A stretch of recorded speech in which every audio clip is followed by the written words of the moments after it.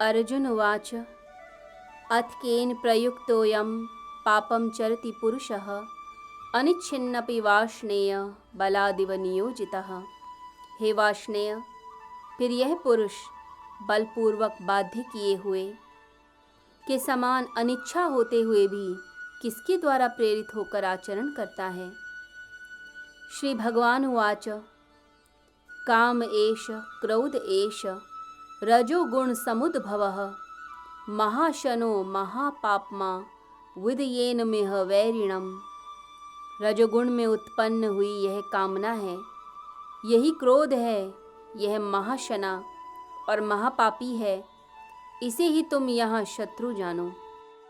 अर्जुन एक गहरा सवाल भगवान श्री कृष्ण से पूछता है कि यदि सब कुछ प्रकृति के गुण धर्म से ही हो रहा है तो फिर कौन मुझसे पाप कर्म करा लेता है, फिर कौन जबरदस्ती करवाता है क्रोध, कौन जबरदस्ती कराता है पाप।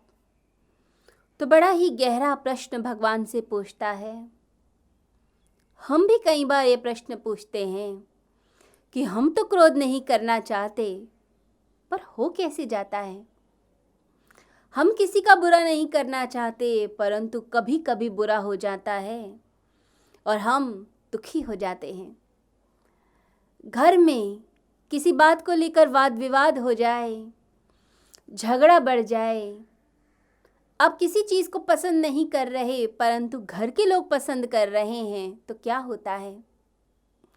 तब उस समय आप कुछ ऐसी बातें कह देते हैं अपने माता पिता को या अपनी पत्नी को या बच्चों को कि उनके दिल को, हृदय को भेद देती हैं। उस समय तो पता नहीं चलता, आप कुछ भी बोलते हैं, परंतु वो बात उनके हृदय में पहुंच जाती है। उन्हें लगता है कि आप ऐसा सोचते हैं उनके बारे में।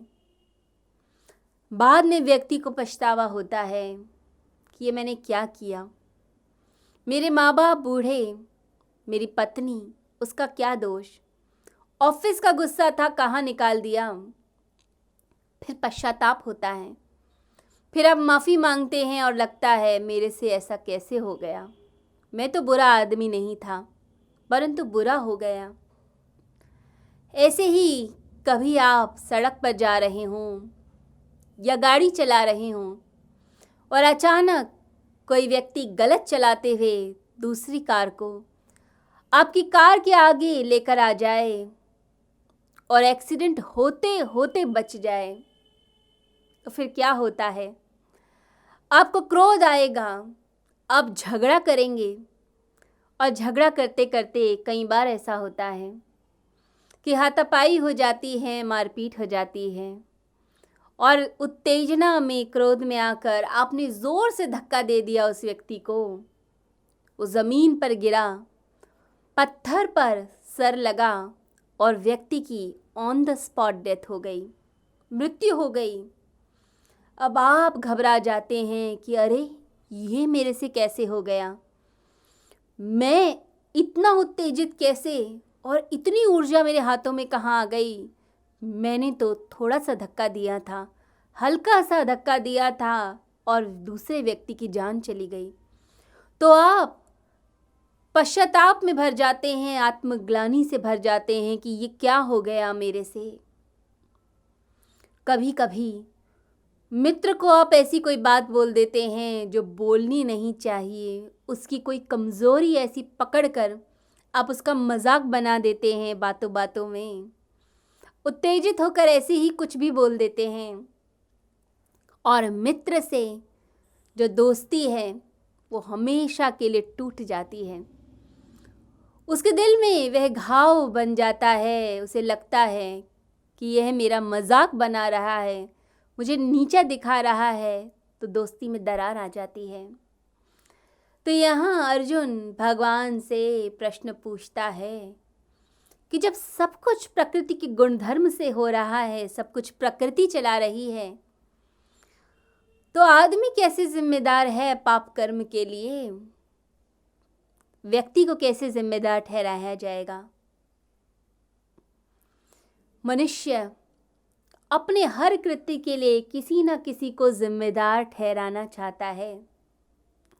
हम सोचते हैं कि हम तो भले हैं, शायद किसी शैतानी ताकत ने हमसे करा दिया, किसी की नज़र लग गई, किसी व्यक्ति के कारण ऐसा हुआ, तो हम शैतान को दोषी ठहराते हैं कि शैतान ने पीछा किया होगा, डेविल के कारण हुआ होगा। व्यक्ति बोलता है परमात्मा है और शैतान, तो शैतान कराता है बुरे कार्य। परंतु यदि शैतान इतना ताकतवर है तो व्यक्ति के मन में आता है कि तो क्यों हम परमात्मा की उपासना करते हैं, फिर तो शैतान की ही उपासना करनी चाहिए। फिर सुख दुख के फेर में क्यों पढ़ें, सही गलत के फेर में क्यों पढ़ें, फिर तो शैतान की उपासना शुरू करें, क्योंकि सबसे ज़्यादा ताकतवर वही है। तो एक गहरा प्रश्न मन में उठता है कि ये कैसे होता है। भगवान श्री कृष्ण की गीता जो भी उत्तर देती है मनुष्य जाति के लिए, वो एक लॉजिकल उत्तर देती है, साइंटिफिक उत्तर देती है। वह वो चीज़ बताती है जो असलियत में हो रही है। भगवान क्या बताते हैं? भगवान कहते हैं 3 गुण हैं, रजोगुण है, सतोगुण है और तमोगुण है। तो रजोगुण के कारण क्रोध और कामना पैदा होती है। तो 3 गुण माने गए, सत, रज और तम। 3 फोर्सेस वर्क करती हैं इस प्रकृति में, और इन 3 फोर्सेस के कारण हम कार्य करते हैं। सात्विक वृत्ति सात्विक कार्य कराएगी, राजसिक वृत्ति राजसिक कार्य कराएगी और तामसिक वृत्ति तामसिक कृत्य कराती है। अब आप अपने कौन से गुणों का विकास करते हैं? सतोगुण को बढ़ाते हैं, रजोगुण को या तमोगुण को? ये आपके ऊपर निर्भर है। माँ बाप जो बचपन से बच्चों को मंदिर ले जाते हैं, सत्संग में ले जाते हैं, अच्छी जगह ले जाते हैं, तो बच्चों में सात्विकता पैदा होती है। और बचपन से ही यदि वे संसार की रंगीनियों में घूम रहे हैं, संसार की गलत चीज़ों में घूम रहे हैं, तो रजोगुण और तमोगुण का विकास होने लगता है। तो जैसे गुण होंगे वैसे ही कर्म होते हैं। तो यहाँ परमात्मा कहते हैं सात्विक गुण हो या राजसिक या तामसिक, वही आपसे काम कराएंगे, कर्म कराएंगे। जैसे किसी एटम को यदि तोड़ा जाए तो एटम को तोड़ने के बाद इलेक्ट्रॉन, प्रोटॉन और न्यूट्रॉन, ये 3 चीज़ें होती हैं, यानी पॉजिटिव चार्ज, नेगेटिव और न्यूट्रल। ऐसे ही हमारे अंदर भी यही 3 शक्तियों का बैलेंस काम करता है। इन तीनों के कारण ही ये शरीर बनता है, मन, और फिर कर्म हम वैसा करते हैं। अब ये तीनों ही ज़रूरी हैं। ऐसा नहीं कि आप कहें कि सिर्फ सतगुण को ही बढ़ाया जाए। तीनों की आवश्यकता है इस धरा पर। अब जो तामसिकता है वही इनर्शिया है, वही ग्रेविटी है जो हमें खींचती है अपनी ओर। यदि ग्रेविटी ही नहीं होगी, कोई अवरोधक तत्व नहीं होगा, तो हम संसार से कैसे जुड़ेंगे? आप धरती पर खड़े ही नहीं हो सकते, आप उड़ने लग जाएंगे। ग्रेविटी खींचती है। आप जुपिटर पे चले जाएं तो शरीर का जो भार होगा वो अचानक से बढ़ जाएगा, आप एक पैर भी उठा नहीं पाएंगे। इतनी ग्रेविटेशन फोर्स होती है वहाँ। धरती पर जो गुरुत्वाकर्षण है उससे कई ज़्यादा गुना जुपिटर पे है। और मून पर जाते हैं तो वहाँ की ग्रेविटी कम होती है, तो जिसके कारण एस्ट्रोनॉट्स उड़ने लगते हैं। जो अंतरिक्ष यात्री होते हैं वो जंप जब करते हैं तो थोड़ा सा भी फोर्स लगाएंगे, वो ज़्यादा दूर तक पहुँच जाते हैं। तो ये अवरोधक तत्व जो है, जो इनर्शिया है, जो तमस है, ये वापस खींचता है। जो अंतरिक्ष यान में जाते हैं उन्हें पेटी बांधनी पड़ती है, बेल्ट लगानी पड़ती है, नहीं तो वो उड़ने लगते हैं यान में, क्योंकि स्पेस में कोई ग्रेविटी ही नहीं, वहाँ तो व्यक्ति उड़ता है। तो तमस रोकेगा, और तमस की भी आवश्यकता इस धरा पर है। जो नींद आती है हमें, वो तमस के कारण आती है। इसलिए जब अंधकार छाता है तो उस समय तामसिकता जागती है, नींद आनी शुरू होगी। तो आपका जब बैलेंस गड़बड़ाता है गुणों का, उस समय क्या होगा, नींद डिस्टर्ब हो जाएगी। तो नींद तम गुण लाता है, तमोगुण से नींद आएगी, तो वो कम होने लगेगा तो नींद डिस्टर्ब। तो हर चीज़ की महिमा है। जीवन के सभी तत्व ज़रूरी हैं, ना कोई खराब है ना कोई अच्छा, सबकी आवश्यकता है, सबका बैलेंस चाहिए ज़िंदगी में। अब रजगुण गति देता है, वो बढ़ाता है हर चीज़ को, और जो सात्विकता है वो बैलेंस बनाती है, विवेक देती है। इसी कार में जैसे 3 चीज़ों की आवश्यकता है, आपको ब्रेक चाहिए, आपको गति चाहिए, साथ ही साथ ऐसा ड्राइवर भी चाहिए जो ब्रेक सही समय पे लगाए और गति सही समय पे दे। अगर ड्राइवर ही नहीं होगा तो गति कौन देगा और ब्रेक कौन लगाएगा? तो ये 3 तत्व खेलते हैं हमारे साथ, और उन तत्वों को बढ़ाने का काम हम करते हैं। यही तत्व धक्का देते हैं, इन्हीं से ही जन्म होता है, इन्हीं से ही खुशी आती है, इन्हीं से ही हम सारे कार्य करते हैं। यदि आपका पैर फिसलता है तो आप ज़मीन पर गिरते हैं, यह नियम है प्रकृति का।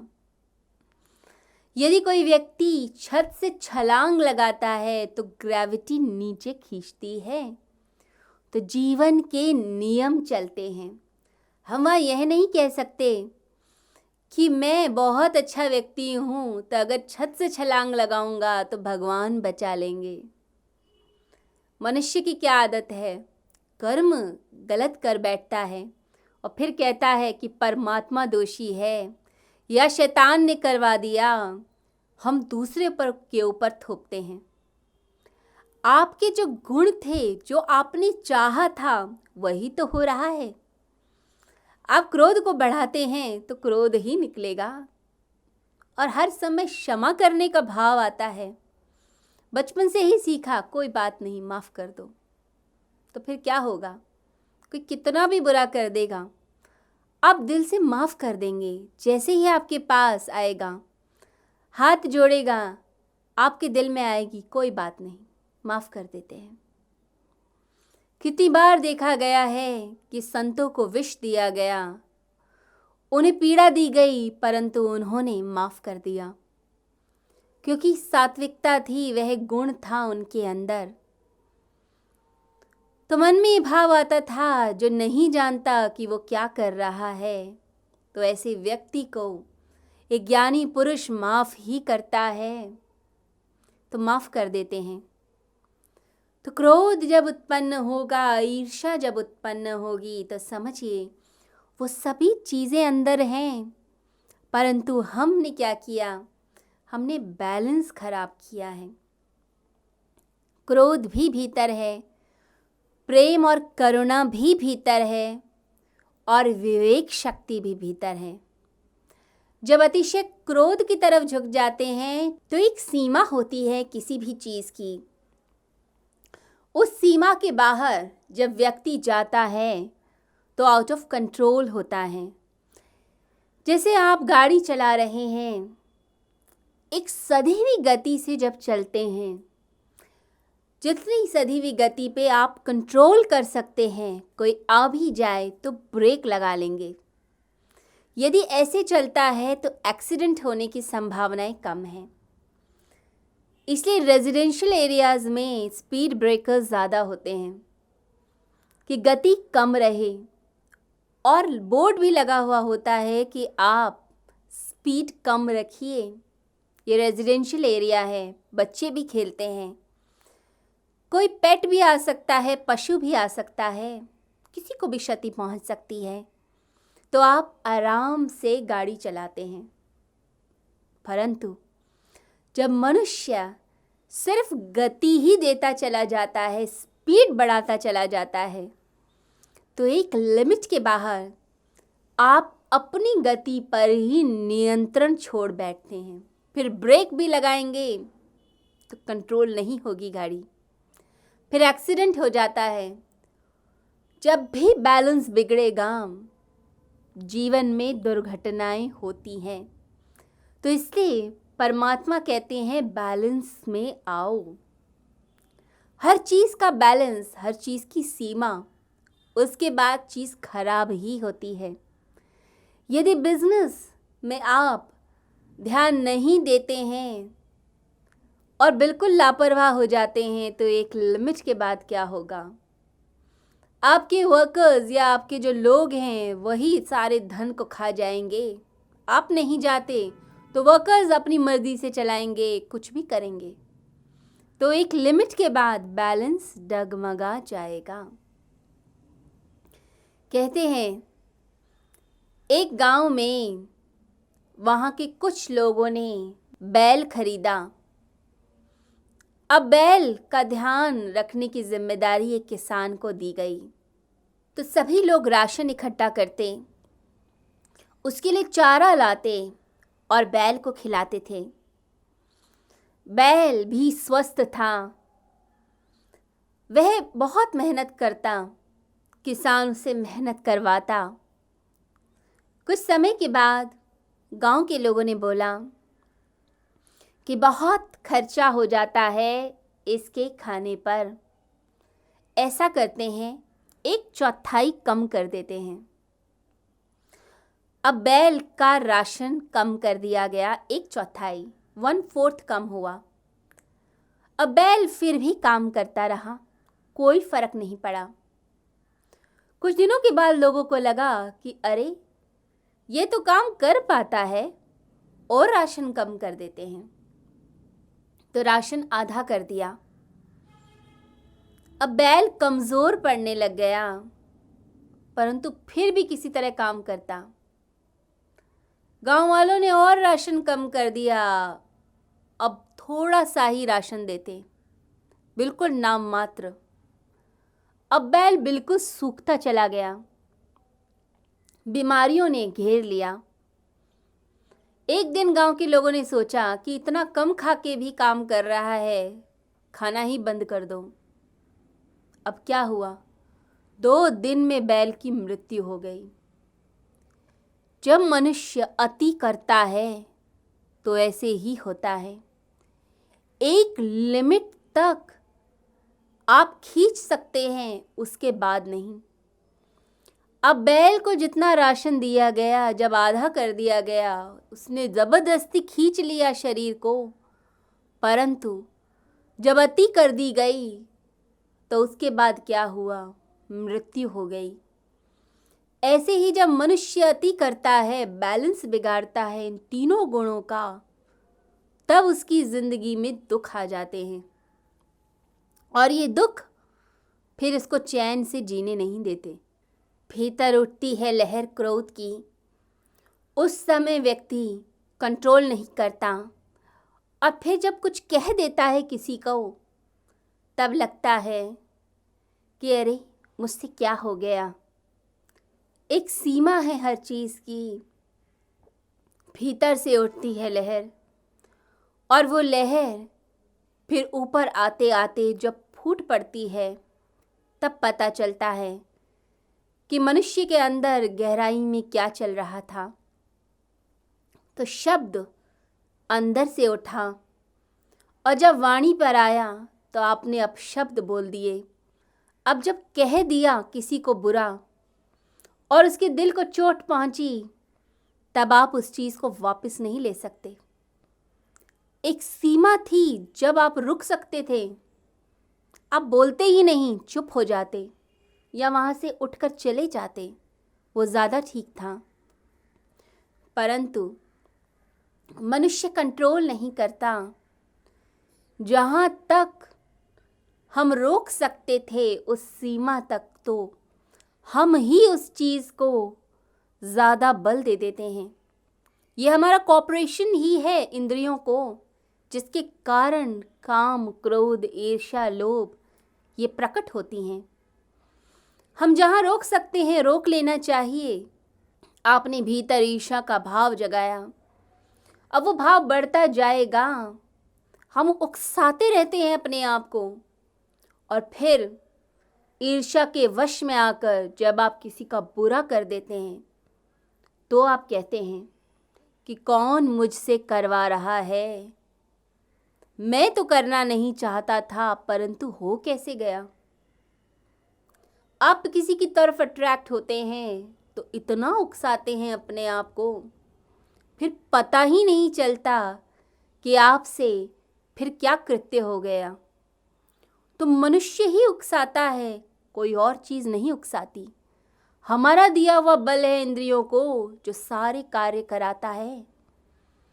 इन 3 गुणों का बैलेंस ज़रूरी है। जब बैलेंस होगा तभी समझिए जीवन सुखी होगा। तो बैलेंस बना के चलिए, आसक्तियों के जाल में इतना मत फंसें, अनासक्त होकर साक्षी भाव से जिंदगी को जिएं। जब साक्षी भाव में जिएंगे तो इन सब चीज़ों से दूर हो जाएंगे। बारूद को चिंगारी हम देते हैं, फिर बाद में जब बारूद फटता है तो हम कहते हैं कि यह क्या हो गया, गलती हमारी थी, परंतु हम फिर कहते हैं कि कौन जिम्मेदार। जिम्मेदार तो हम स्वयं। हमने ही बल दिया इंद्रियों को, हमने बल दिया उस चीज़ को। अब वो शक्ति जब सामने खड़ी हो जाती है, हमारी दी हुई शक्ति, फिर हम रोते हैं, फिर मोह में रोते हैं, दुख में रोते हैं, अपनी ईर्ष्या क्रोध के कारण रोते हैं। आपने धक्का दे दिया, किसी को चोट लग गई, फिर बाद में पछतावा होता है, क्या कर दिया। आप किसी से अट्रैक्ट हो गए और फिर धोखा मिला, फिर दुख मिलता है कि क्या हो गया। तो मनुष्य को संभालना चाहिए। कैसे बीज डाल रहे हैं आप अपने अंदर, ये आपको सोचना है।